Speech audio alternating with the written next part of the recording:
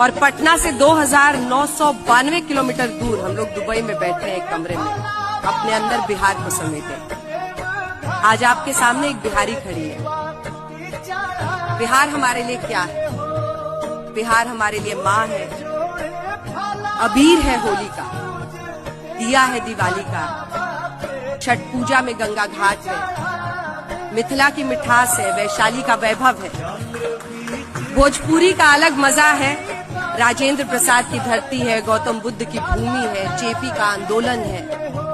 इतना गर्व करो अपने बिहार से होने का, उस मिट्टी का। वो माटी बेशकीमती है। कोई नेता, कोई पिछड़ापन उस माटी की खूबसूरती को हमसे नहीं छीन सकता है।